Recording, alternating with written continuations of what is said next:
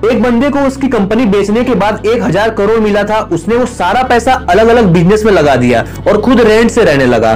कोई पागल ही कर सकता है ना ऐसा, क्योंकि कोई नॉर्मल इंसान होता तो गाड़ी बंगला खरीदने में ही बहुत सारा पैसा खर्च कर देता।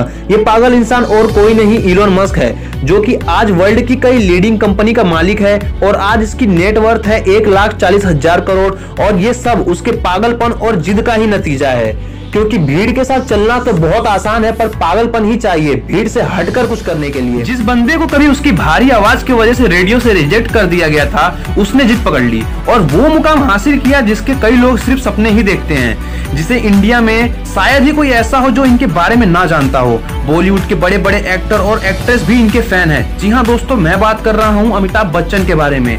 उनकी पहली सुपरहिट मूवी जंजीर आने से पहले उनकी 17 मूवी फ्लॉप हो चुकी थी, फिर भी उन्होंने अपनी जिद नहीं छोड़ी और आखिरकार कामयाबी को उनकी जिद के आगे झुकना पड़ा।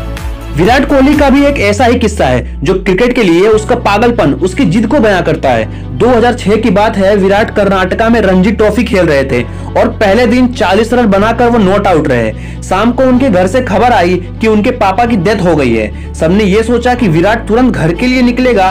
कोच ने यहाँ तक तो डिसाइड कर लिया था कि उसकी जगह पर और कौन खेलेगा, पर दूसरे दिन विराट बल्ला लेकर पिच पर खड़ा था और इस हालात में इसने सेंचुरी लगाई और अपनी टीम को जिताकर ये अंतिम संस्कार के लिए निकल गए। इसे पागलपन नहीं तो और क्या कहेंगे। लाखों में किसी एक के पास ही ऐसी जिद, ऐसा पागलपन होता है और वही कुछ हटकर कर जाते हैं। दिन का 15-15 घंटा काम करने के लिए सिर्फ एनर्जी नहीं, बल्कि वो काम करने के लिए वो जिद, वो पागलपन चाहिए, क्योंकि ऐसे जिद्दी लोग परसेंटेज में नहीं नंबर्स में होते हैं। ऐसे ही जिद और पागलपन से भरी हुई कहानी है दशरथ मांझी की, जो अपनी पत्नी को टाइम पर हॉस्पिटल ना पहुंचा पाए, क्योंकि उनके गांव और हॉस्पिटल के बीच एक पहाड़ था और इसी वजह से उनकी पत्नी का देहांत हो गया। बंदे को गुस्सा आ गया और इसी गुस्से को उसने अपनी जिद में बदल दिया और इस बंदे ने सिर्फ छेनी हथौड़े से 22 साल में 55 किलोमीटर का पहाड़ तोड़ के रास्ता बना दिया।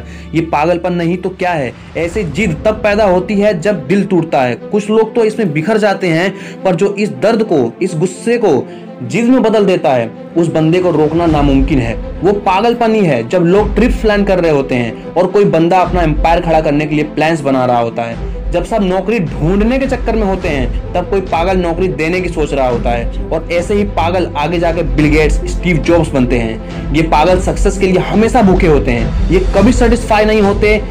यही पागलपन, यही जिद, ये ना तो इन्हें सोने देती है और ना ही रुकने देती है। एक जिद्दी इंसान कभी भी शांत नहीं बैठेगा, 1000 बार फेल होगा वो, पर उसका जिद, उसका पागलपन उसे और एक बार ट्राई करने के लिए मजबूर करेगा और ये तब तक मजबूर करेगा जब तक सफलता इसके आगे घुटने न टेक दे। और यही पागल और जिद्दी इंसान आगे चल के इतिहास बना देता है। यकीन ना आता हो तो हिस्ट्री उठाकर देख लो, भला कौन बंदा 1000 बार फेल होने के बाद भी कोशिश करना नहीं छोड़ता। कोई पागल ही ना। और उसी कारण ये पागल जिद्दी इंसान दुनिया को रोशन कर देता है। जी हाँ, मैं बात कर रहा हूँ थॉमस एल्वा एडिसन की। 65 साल का एक बंदा ऑलरेडी 1000 बार रिजेक्ट कर दिया गया था, फिर भी उसने अपनी जिद नहीं छोड़ी और KFC जैसी होटल्स की चैन खड़ी कर दी।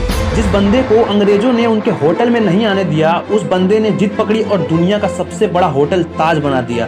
दोस्तों, ये जिद ही है जो एक नॉर्मल इंसान को एबनॉर्मल बनाता है और फिर ये एबनॉर्मल लोग ऐसा कुछ कर जाते हैं जिसके बारे में नॉर्मल लोग सोचने से भी डरते हैं। इसलिए आपको जो भी अच्छा लगता है, आप जो भी करना चाहते हो, पागल बन जाओ उसके लिए और जान लगा दो उसे हासिल करने के लिए, क्योंकि जब तक ये जिद, ये पागलपन आपके अंदर नहीं आएगा, तब तक आप नॉर्मल ही रहोगे।